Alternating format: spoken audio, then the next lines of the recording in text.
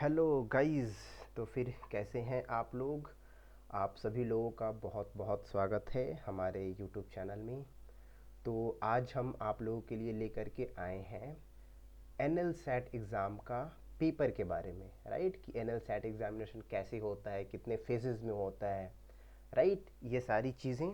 और पहले समझ लेते हैं कि एनएल सैट एग्ज़ामिनेशन क्या है। तो आप लोगों को पता होगा कि एनएलयू बेंगलोर अपना एक 3 ईयर एलएलबी के लिए अलग से एग्ज़ामिनेशन कंडक्ट करवाता है। राइट, एनएलयू बेंगलोर का नाम सबने सुना होगा। एनएलयू बेंगलोर इंडिया का one of the best law college है। राइट, तो एनएलयू बेंगलोर भी 3 ईयर लॉ कंडक्ट करवाना स्टार्ट कर दिया इसने पिछले साल से, नॉट पिछले साल से, इस साल से।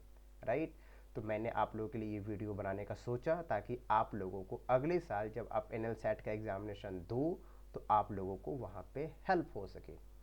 राइट, चलिए फिर आगे बढ़ते हैं।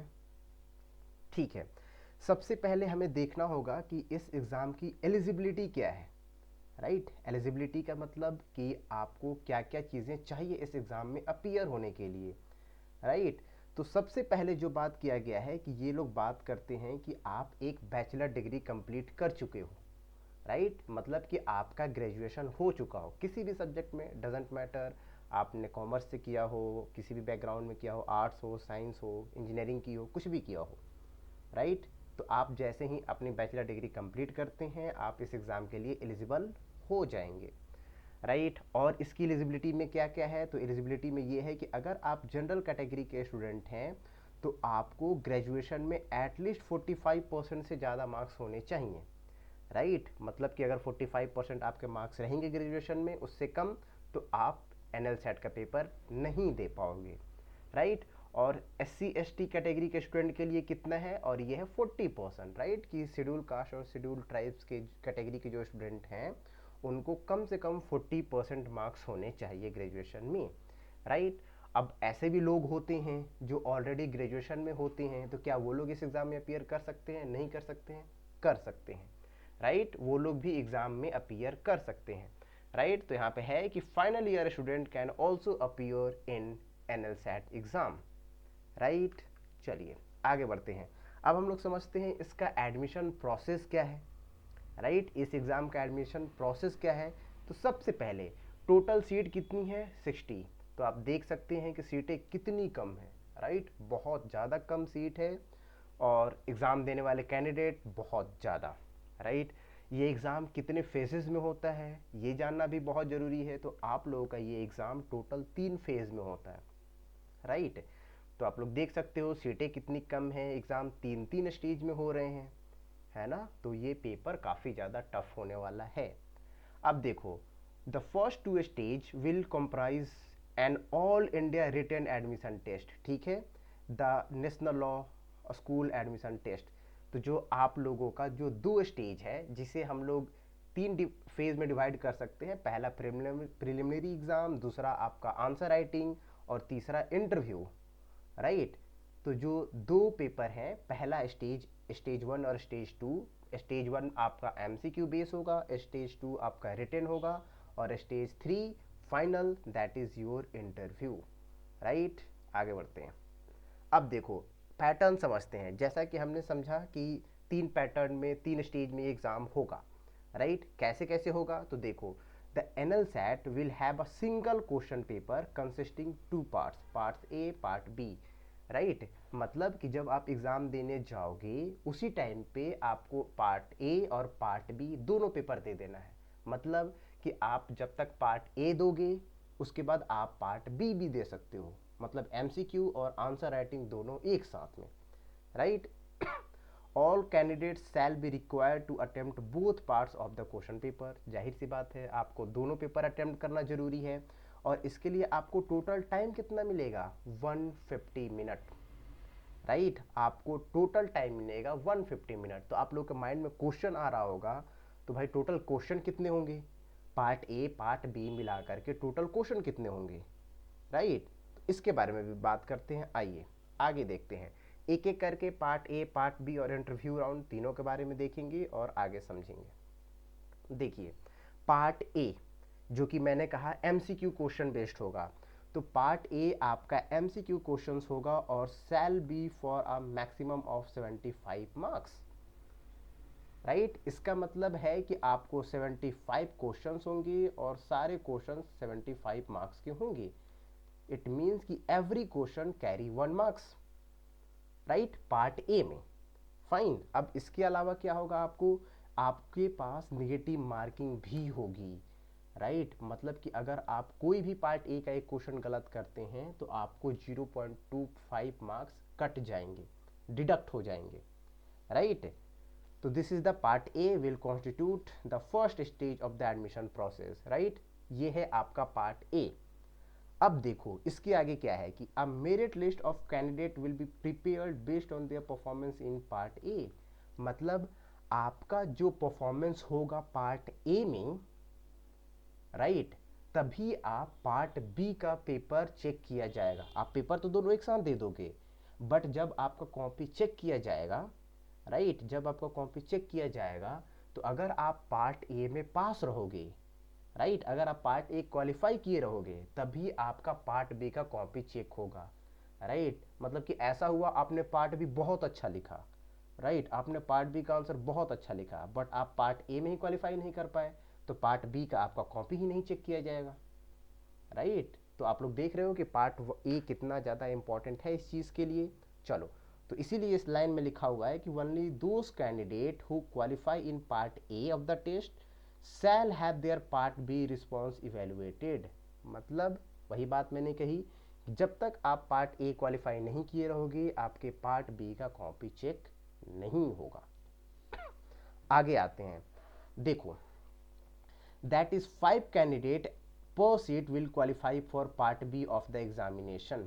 इसका क्या मतलब हुआ, मतलब जैसे कि मैंने स्टार्टिंग में बताया आपको कि टोटल सीट्स कितनी है, टोटल सीट्स है आपके 60, राइट। तो कितने लोग सेलेक्ट किए जाएंगे जिनका पार्ट बी का कॉपी चेक होगा, राइट। मतलब कि पार्ट ए में कितने लोग सेलेक्ट किए जाएंगे तो वो टोटल नंबर होगा 300, ठीक है। टोटल 300 लोग सेलेक्ट किए जाएंगे जिनका पार्ट बी चेक होगा, ठीक है। तो वही यहाँ पे लिखा हुआ है कि 5 कैंडिडेट पर सीट्स, राइट।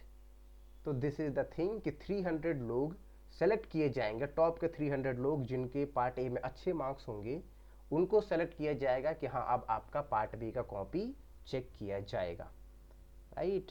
आगे बढ़ते हैं, अब आते हैं पार्ट बी पे, राइट। तो पार्ट ए हमने देखा कि पार्ट ए में हमारे 75 क्वेश्चंस हैं। अब आते हैं पार्ट बी में, राइट। और पार्ट ए में अगर आप क्वालिफाई किए रहोगे तभी आपका पार्ट बी का कॉपी चेक होगा।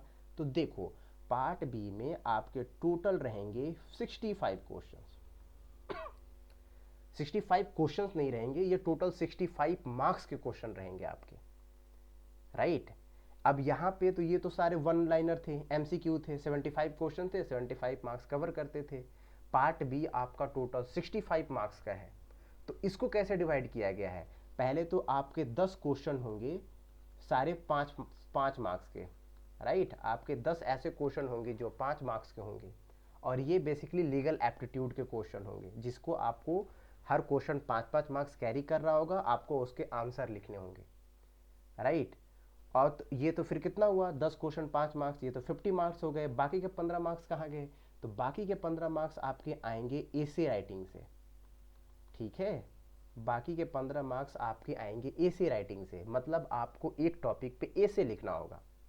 तो आप लोगों को हम बता दें कि अब बहुत ही जल्द हम लोग बहुत ज़्यादा टॉपिक पे वीडियो बनाएंगे जिससे आपकी एसे राइटिंग अच्छी हो सके, राइट। तो अब आपको बहुत सारे पेपर पे ऐसे भी मिलेगा ताकि आपकी ऐसे राइटिंग अच्छी हो सके, आप अच्छा ऐसे राइटिंग लिख सको टॉपिक पे। फाइन, चलिए आगे बढ़ते हैं। अब देखो, a fresh merit list shall be prepared based on the performance in part B of the NL SAT, right. इसका ये मतलब है कि जो पार्ट ए है ना, आपने वहां पे क्वालिफाई किया बट आपका जो फाइनल मेरिट लिस्ट बनेगा ना, फाइनल मेरिट लिस्ट में बी के नंबर ऐड किए जाएंगे। मतलब पार्ट ए में आपने जितने भी मार्क्स लाए थे इट डजेंट मैटर, वो सिर्फ क्वालिफाइंग राउंड था कि हाँ भाई पार्ट ए में क्वालिफाइंग कर गए आप ताकि आपके पार्ट बी का कॉपी चेक हो सके। बट जो आपका फाइनल मेरिट लिस्ट बनेगा वो आपका पार्ट बी कवर करेगा, राइट। ठीक है, चलो अब देखो एक और सीट कि कितने लोग फिर यहाँ से सेलेक्ट किए जाएंगे इंटरव्यू राउंड के लिए। राइट, कितने लोग सेलेक्ट किए जाएंगे, जैसा कि मैंने कहा कि 300 लोग सेलेक्ट किए जाएंगे जो कि जिनका पार्ट बी का पेपर चेक होगा। उसके बाद 150 लोग सेलेक्ट किए जाएंगे जिनको इंटरव्यू के लिए बुलाया जाएगा। ठीक है, कितने लोग होंगे, 150 लोग।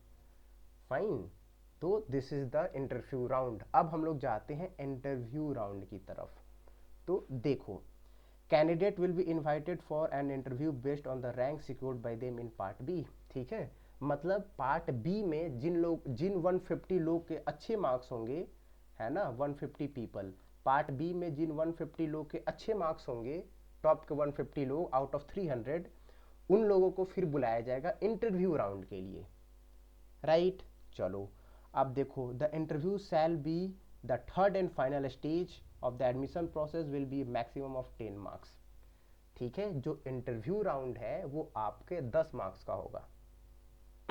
ठीक है, आप हमारे यूट्यूब चैनल पे देख भी सकते हो मॉक इंटरव्यू। लास्ट ईयर हमारे एक स्टूडेंट ने क्वालिफाई किया था एनएल सैट एग्ज़ाम क्लियर करके, फाइनल स्टेज भी क्लियर करके उसने एडमिशन लिया था एनएलयू बैंगलोर में। आपको हमारे यूट्यूब चैनल पे उसका मॉक टेस्ट भी मिल जाएगा, आप उसके इंटरव्यू देख सकते हो। राइट, तो ये जो इंटरव्यू राउंड है ये कितने मार्क्स का होगा, 10 मार्क्स का होगा।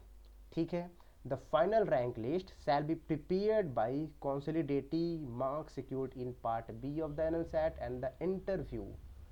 क्या मतलब हुआ कि अब आपका जो फाइनल मेरिट लिस्ट बनेगा ना, उसमें आपके पार्ट बी का मार्क्स और साथ में इंटरव्यू का मार्क्स, ये दोनों कैलकुलेट किए जाएंगे।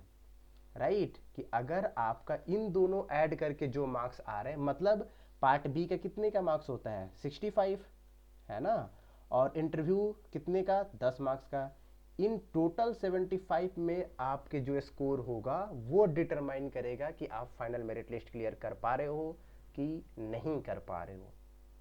राइट, चलिए आगे बढ़ते हैं। अब रिजर्वेशन देख लेते हैं कि रिजर्वेशन क्राइटेरिया क्या है।